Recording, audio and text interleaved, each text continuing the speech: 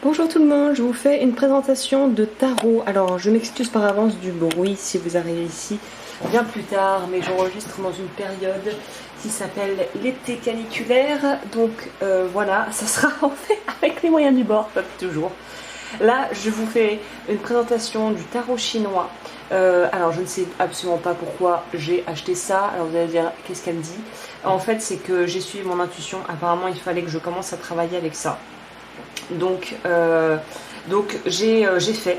Donc je suis allée me le procurer en librairie, mais vous pouvez trouver ça, il coûte une vingtaine d'euros je crois. Moi je l'ai payé un peu moins, je l'ai payé 19 euros pour tout vous dire, parce que j'ai une espèce d'abonnement fidélité, de carte fidélité avec ma librairie. Donc vous pourrez trouver ça en ligne et je vous mettrai le lien pour vous le procurer. À savoir que c'est un tarot qui ne contient que les 22 lames majeures du tarot, et vous allez voir, je viens de le recevoir, là j'ai commencé à le brasser pour voir un petit peu comment ça se passe, et ce n'est pas comme le tarot traditionnel, il n'y a pas la même approche, il n'y a pas de zéro, donc de fou comme dans le tarot. Donc si vous débutez, je vous conseille peut-être pas de commencer avec le tarot chinois, mais par contre c'est un très bon tarot pour le développement personnel.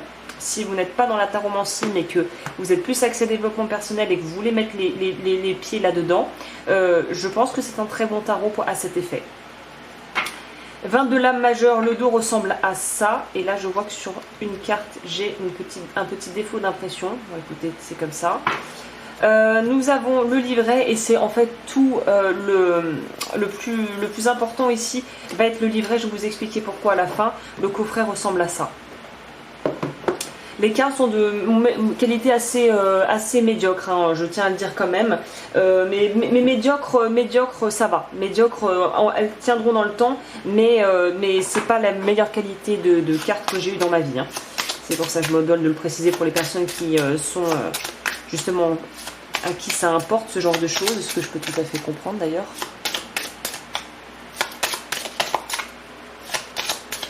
Alors. On va s'en prendre une au hasard pour les personnes qui arriveraient ici. Nous avons la balance, qui est donc la carte de 10, 14, de la tempérance dans le tarot traditionnel. Et vous allez voir pourquoi je trouve que l'approche est bien faite. Déjà parce qu'on part sur le parcours initiatique qui est aussi présent dans le tarot de Marseille, à savoir que la première carte, le 1, est appelé l'apprenti.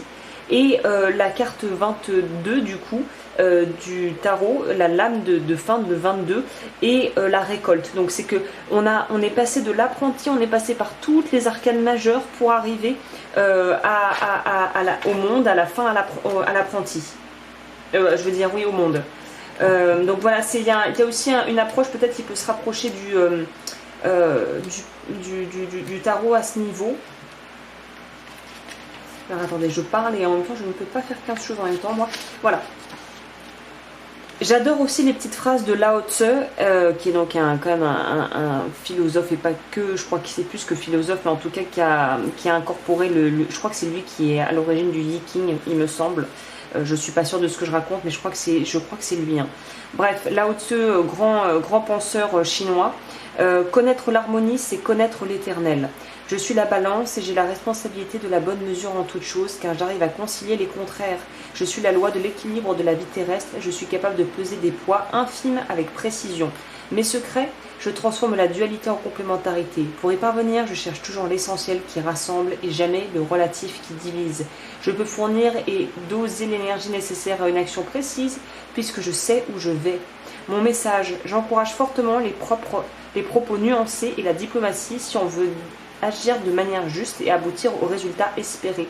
Un dialogue argumenté s'impose. Il permet de dénouer les conflits les plus tenaces. Sagesse expérimentale.